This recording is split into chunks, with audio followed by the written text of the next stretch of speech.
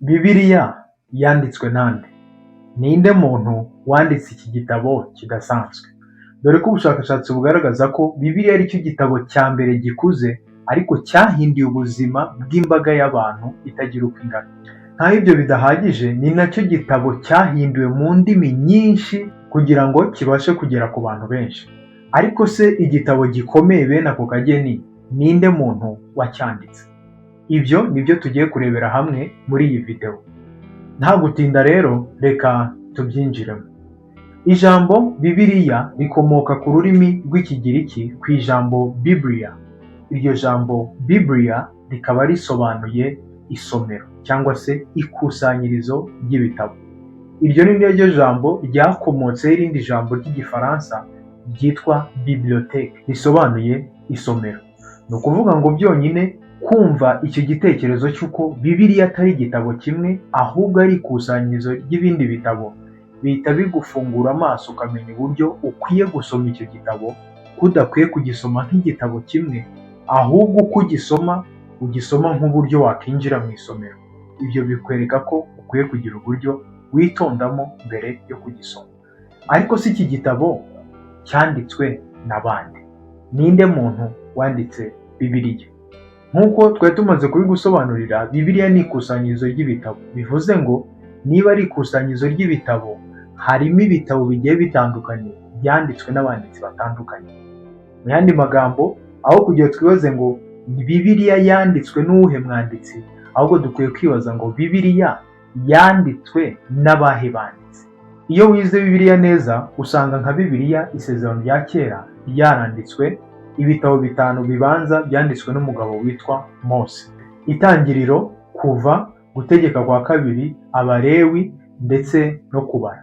Ariko kandi nanone, iyo ukomeje kwiga neza usanga n'igitabo cya Yobu cyanditswe n'umugabo witwa Mose. Tukagira undi mwanditsi witwa Yosuwa. Birumvikana niwe wakomeje kwandika nyuma ya Mose.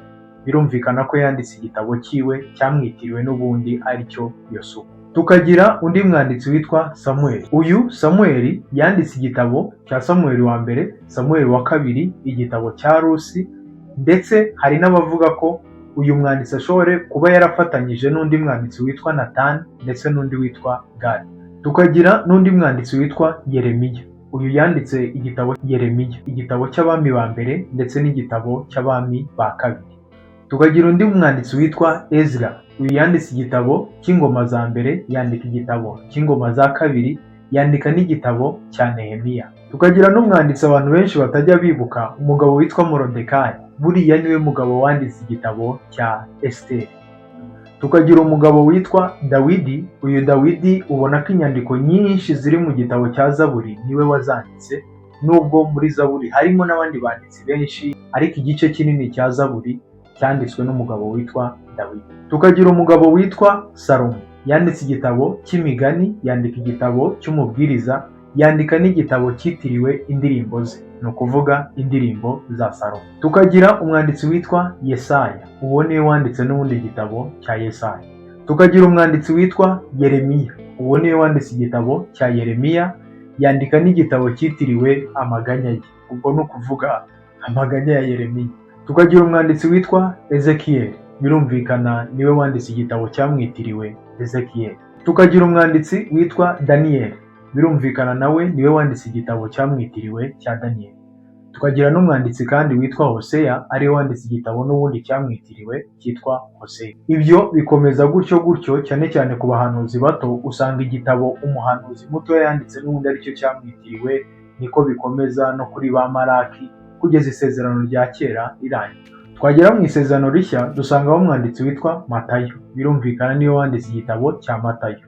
Tukabonamo Mariko. Uwo nawe n'ubundi niwe wanditse igitabo cya Mariko. Tukabonamo umugabo witwa Luka. Uwo niwe wanditse Luka ndetse yandika n'igitabo cy'ibyakozwe n'intumwa. Tukabona umwanditsi witwa Pawulo. Uwo yanditse inyandiko nyinshi cyane ziri mu Isezerano rishya, dore ko ubushakashatsi bugaragaza ko hafi 2/3 by'Isezerano rishya byanditswe n'uyu mugabo witwa Pawulo.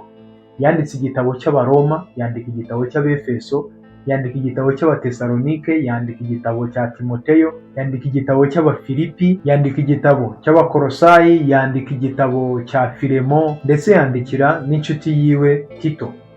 Ndetse tukagira n'igitabo cy'Abaheburayo kigibwaho impaka mu kwibaza ninde wanditse igitabo cy'Abaheburayo, kuko inzandiko nyinshi zitangira tuvuga ngo njyewe kanaka, ariko tubona igitabo cy'Abaheburayo cyo nta introduction gifite, nta riburiro gifite wenda ngo ube wamenya umwanditsi wacyanditse.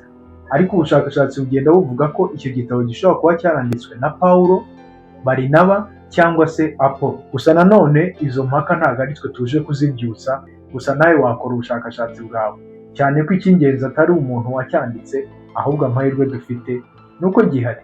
Tukagira umwanditsi witwa Yakobo, ari nawe n'ubundi wanditse igitabo cya Yakobo. Tukagira umwanditsi witwa Petero, ariwe wanditse igitabo cya Petero wa mbere ndetse na Petero wa kabiri. Tukagira igitabo cya Yohana, ariwe wanditse Yohana wa mbere, Yohana wa kabiri, Yohana wa gatatu ndetse n'ibyahishuwe. Tukagira undi mwanditsi witwa Yuda, ari nawe wanditse igitabo nyine cya Yuda, ariko uriya ntabwo ari Yuda wa wundi wiyahuye, biratandukanye.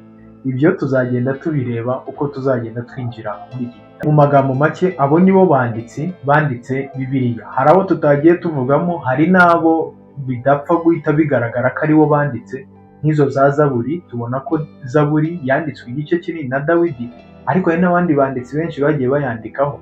Ubushakashatsi bugaragaza ko iyo uteranyije abo banditsi bose usanga bari gukabakaba mu banditsi 40. Ibyo bigatuma Bibiliya iba igitabo kidasanzwe.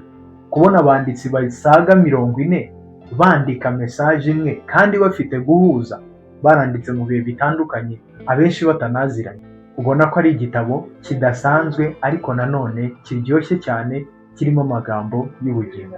Tuzagenda tukinjiramo gake gake. Nakubwira ngo niba warakoze subscribe ntago uzacika. Tubonane mu yindi video.